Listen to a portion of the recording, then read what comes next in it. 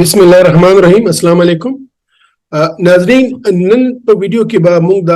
فیټي لیور متعلق ډسکشن کوو چې دا فیټي لیور څه دی، د دې څه پیچیدګۍ کیدی شي، دا په کوم کسانو کې کیږي او چې یو ځل فیټي لیور تشخیص وشي نو بیا څه پکار دی، د دې څنګه ټیسټونه پکار دي نور یا د دې څنګه علاج پکار دی. او دا ولې ضروری ده چې دا فیټي لیور علاج وکړي شي. که د فیټي لیور علاج ونه کړي شي نو بیا څه پیچیدګۍ دي نه جوړېدی شي. نو نن ویډیو کې به موږ ډسکشن کوو د خیر ان شاء الله فیټي لیور متعلق. نو ناظرین، د فیټي لیور یا جګر کې د چربي جمع کېدل ما تاسو ته پرون په ویډیو کې خولیو چې د جګر بیماری سلور مین ګروپس یا کلاسز دي.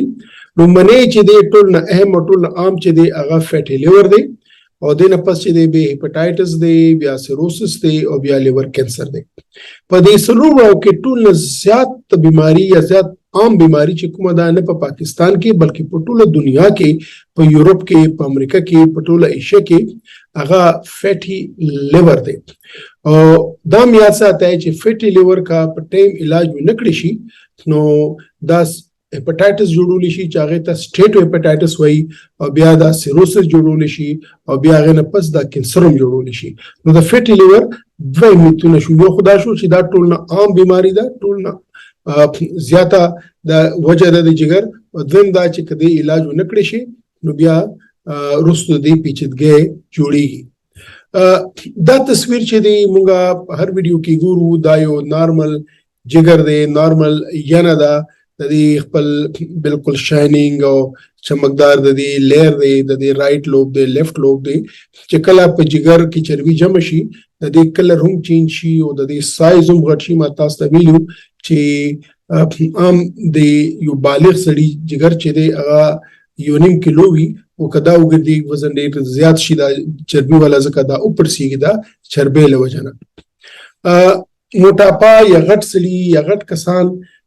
لیدل داسې خبره نه ده چې موږ نه وینو، بلکې پنځو کې 3 کسانو ته موټاپا ده. موټاپا یو باغ د ټول دنیا کې راغلی ده،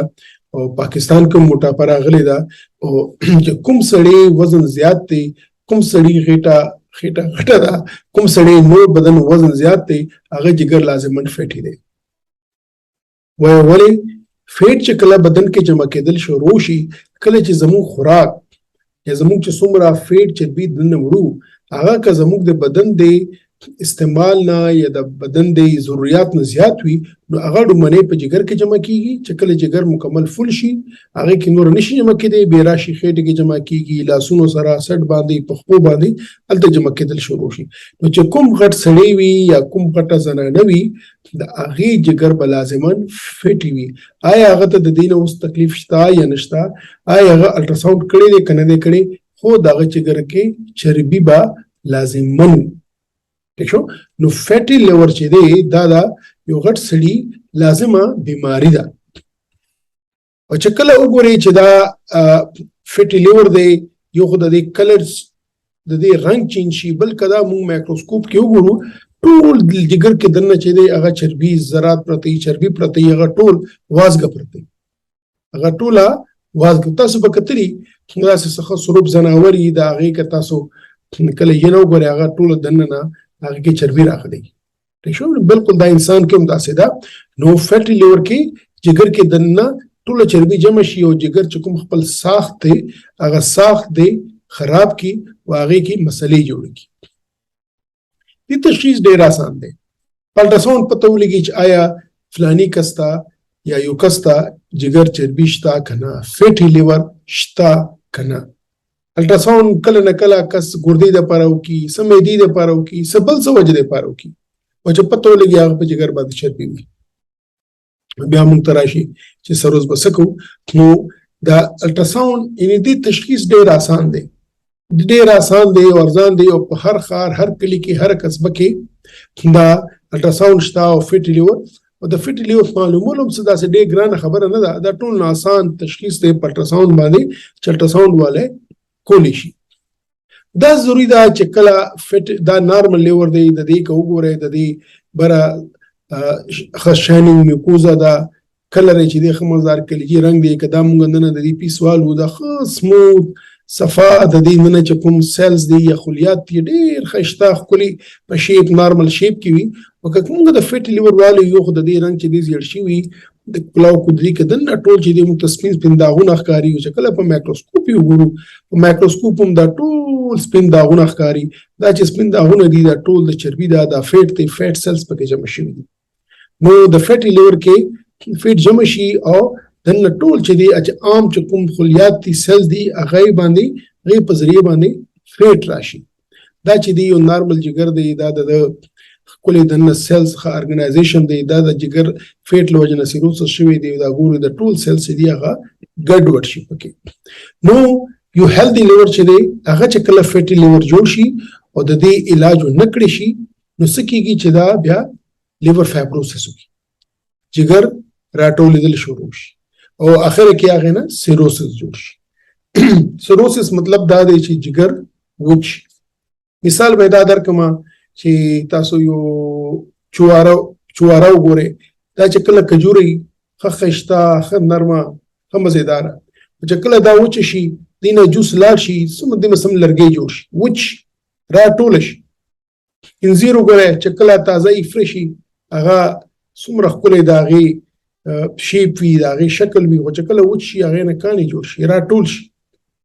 مده ته وګورئ فرش څومره ښایسته وي وچه څومره راټوله شي کدو وګورئ چې کله فرش وي تازه وي ښکلی چلکا ښه نرم خو چې کله دی راوچ شي هغې نه څه جوړ شي دغسې جګر چې کله د کرونیک هیپاټایټس له وجې نه چای هغه د فیټ نه دی یا هیپاټایټس بی نه دی یا هیپاټایټس سی نه دی یا د الکوهول نه دی شراب نه دی چې کله د جګر انفلیمیشن یا سوزش لاړ شي بیا هغې نه پس مرحله کې دا راټولیږي آخره کې بالکل راټول شي دې نه سیروسس جوړ شي نو بیا دغې ټول مسلې جوړې شي دې ډایګرام کې دا ګورئ یو نارمل جګر دی دلته پکې چربي جمع کېدل شروع شوي دي د فیټ لیور چې ورته وایي بیا چې دی د دې جګر راټولېدل شروع شو فایبروسس بیا دلته ورته سیروسس شو هغه ټول راټول شو وچ شو او بیا چې دی دې کې کینسر جوړېدلو چانس وي سیروسس او دې نه پس کینسر بله مرحله به د کینسر ده او دا که موږ مایکروسکوپ کې وګورو نارمل جګر چې دی ښه ښکلی مزیدار ښکلی د هغې شکل نه دی کې دننه چې کوم سیلز دي خلیات دي ښه مزیدار نارمل د هغې چې کوم پلان یې خدای کړی دی ښه ښایسته دی چې کله فیټ پکې جمع کېږي دا ټوله چربي پکې د زیړ جمع کېدل شروع شو ډاټ شروع شي او بیا چې کله فایبروسس شي د فیټ هم لاړ شي ټول چې دی هغه کې فایبروس ټیشو یا هغه چې د لګن پکې راجمع شي او بیا چې کله مطلب سیروسس شي نو هغه مکمل طور دننه ګډوډ شي دا ډېر امپورټنټ سلایډ دی چې زه به تاسو ته وواړم او په دې به ستاسو توجه وواړم دا یو نارمل جګر دی دا هغه جګر دی چې کومه کې فیټ جمع شوی دی فیټي لیور دی یا هیپاټیک سټیټوسس وایي سټیټوټس وایي چې فیټ پکې جمع کېږي دا سټیټوپیټایټس دی چې د دې چربي له وجې نه اوس جګر کې سوزش پیدا شو لکه هغه لږو پړسېدو او دا بیا سیروسس لیور دی دا که تاسو وګورئ که یو فیټي لیور وي جګر کې چربي وي او د دې علاج وکړی شي نو واپس نارمل کېدی شي دې طرف ته سټاپ شي واپس نارمل کېدی شي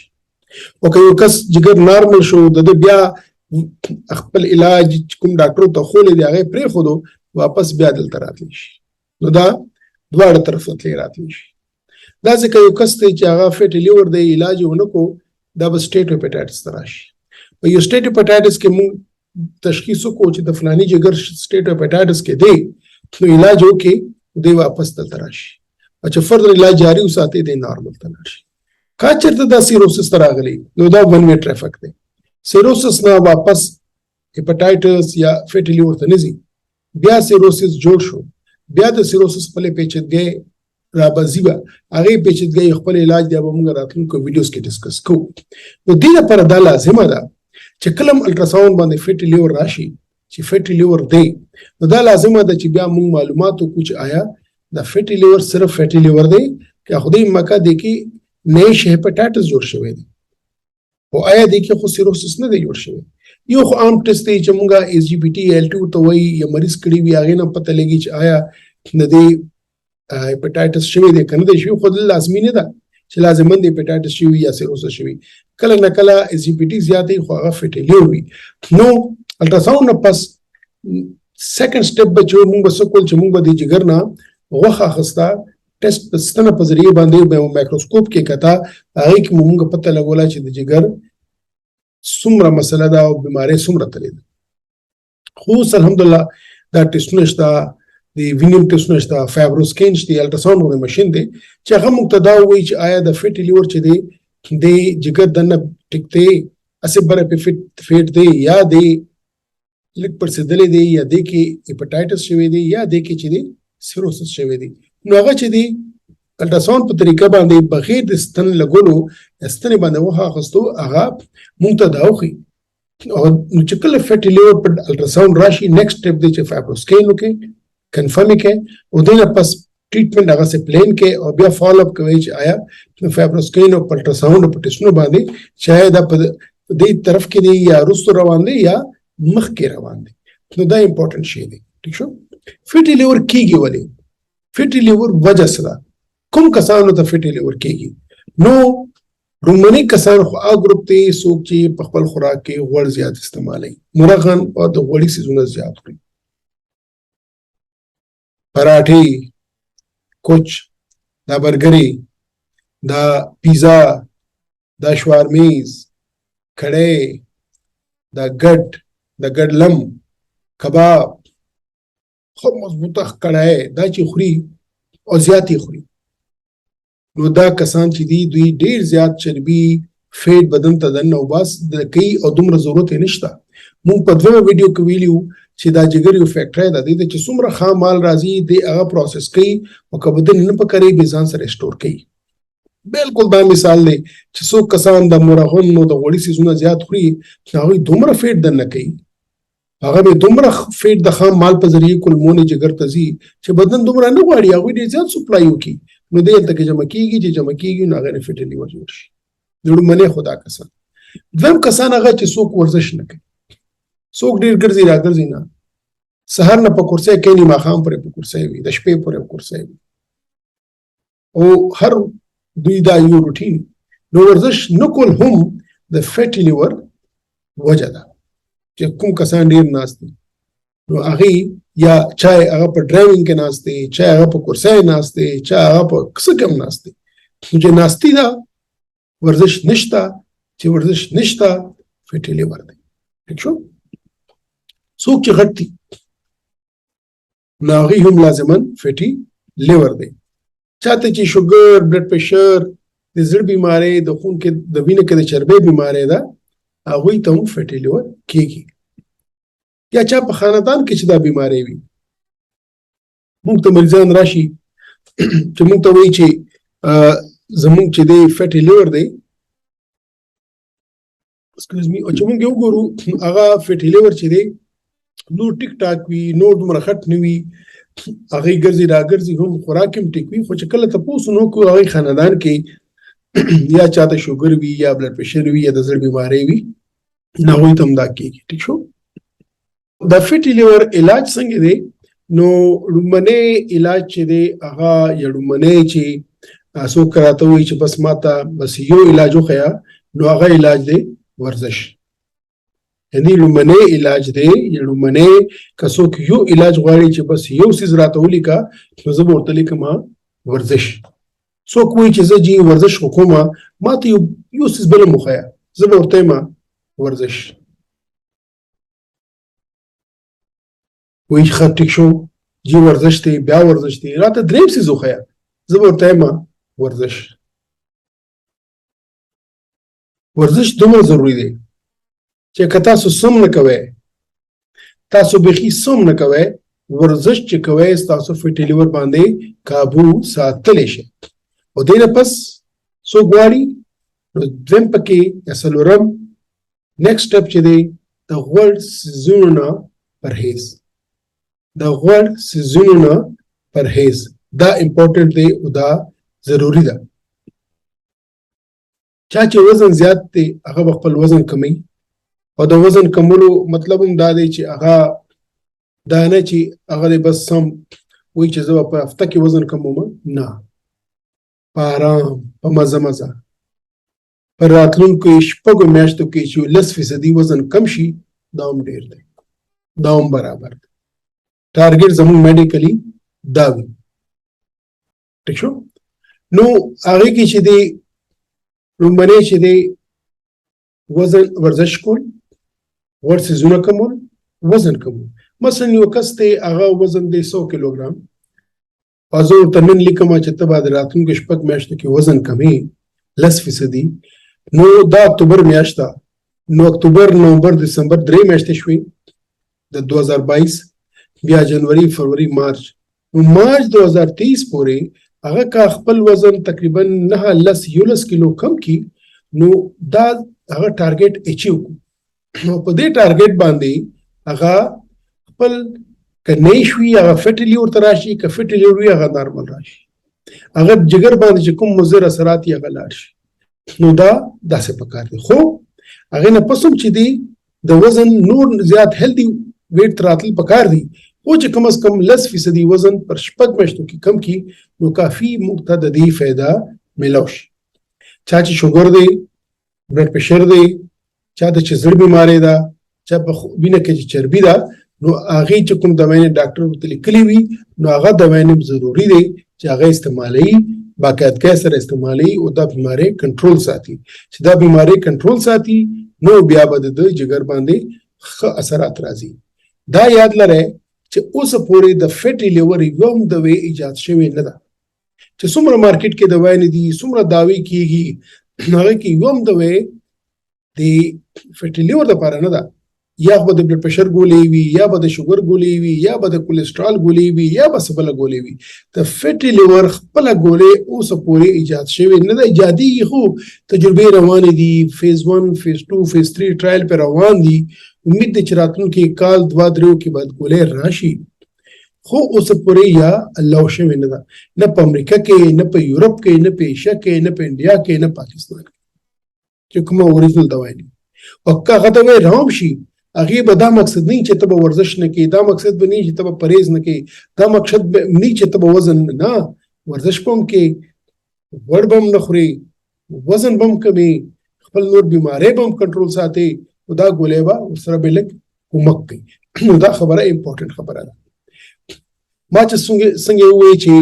کله په الټراساونډ معلومه شي چې د کس ته فیټي لیور دی، نو نیکسټ ټیسټ، لازمي ټیسټ چې دی هغه فایبروسکین دی، چې پته ولګي د جګر کې دننه څه مسله شوې ده نه ده شوې. دا ډېر امپورټنټ شی دی. او فایبروسکین د الټراساونډ غوندې مشین دی، نه پکې ستن لګي، نه پکې بل څه دی. مخکې به موږ د جګر نه غوښه اخیسته، هغې سره به ډېرې پیچیدګۍ جوړه دي، خدای مکه مرګ به پکې راغی. دا بالکل عام ټیسټ دی، نو دې کې داسې څه ایشو نشته. بلکې زه په دې مو پوه کوم چې یو مثال به درکړم. مثلا لرګی دی، میز دی، کرسی ده، چوکاټ دی، کټ دی، کټ بازو دی، هغې کې به نه لګېدلي دي او تا ته پته نه لګي، تا ته بالکل بار نه ټیک ټاک ښکاري. پته ته ولګي چې کله کرسی ماته شي، میز طرف کې مات شو، بازو دی مات شو، چوکاټ دی را مات شو، دروازه دی ماته شو، دې کې خو نه لګېدلي. نو چې تا ته پته لګي نقصان کړي. دغسې د فیټي لیور دی، فیټ دی، یا هیپاټایټس بی دی، یا هیپاټایټس سی دی، یا نور بیماری دی، دې جګر کې دننه د دماغ غوندې دا خوري، خو موږ ته پته نه لګي. موږ ته پته هلته ولګي چې یا خدای نه موږ غوښه والو، مایکروسکوپ یې وګورو، یا په فایبروسکین یې وګورو چې دې کې دننه مسله شته که نه. چې دننه مسلې نو هغې مطابق علاج شروع کړو. بلکې څوک چې د فیټي لیور یا هیپاټایټس بی، هیپاټایټس سی مریضان وي او د سکین وکي، هغه نه پس هم لازمه ده چې وقتاً فوقتاً هغې سکین کېږي چې پته لګي چې دننه بیماری په ځای ولاړه ده، خرابېږي، ښه کېږي. دا ډېر ضروري دی. نان انویزو ټیسټ دی. چې کله دا ټیسټ راغی په دې پیټالوجي کې ټول دنیا کې یو انقلاب راغی. ځکه مخکې به بایپسي ډاکټر به هم دومره نه کوله، موږ به هم چې دی لږ هېرېدو، مریض به هم هېرېدو، او موږ ته به د بیمارۍ اصل تشخیص نه معلومېدو. اوس که چېرته بایپسي دې دپاره ضروري وي چې بیمارۍ پته نه لګي چې دا بیماري څه ده، هغې کې یو بایپسي خپل رول دی، یا به لازمن کوي. یا به کې موږ څه شک کوي چې دې کې څه بیماري، خدای مکه څه کینسر منسر شک راځي، او په عام نور ټسټو پته نه لګي، بیا خو به بایپسي لازمن کوي. او که بیماري تشخیص کنفرم وي چې دا بیماري ده، هغې شدت دپاره څومره شدت یې کړی دی، څومره زیاته شوې ده دا په فایبروسکین ښه په اسانه پته لګي. نو ناظرین نن موږ وکتل چې دا فیټي لیور څه دی، د دې څه پیچیدګۍ کېږي، د دې څه علاج پکار دی. علاج بس یو دی چې ورزش دی، بیا ورزش دی، بیا ورزش دی او بیا پرهیز دی. نو اوس پورې داسې دوایي نه ده راغلې چې فیټي لیور په علاج وکړي او دا په ټیک کې کرام غلا دوایي به د ورزش او د پرهیز سره ملګرتیا کوي، هغه به ختمي نه. ان شاء الله بیا په راتلونکي ویډیو کې ملاویږو یو بل ډسکشن باندې، او تر هغه وخت پر تاسو اجازه غواړم. ځان خیال ساتئ. خدا حافظ.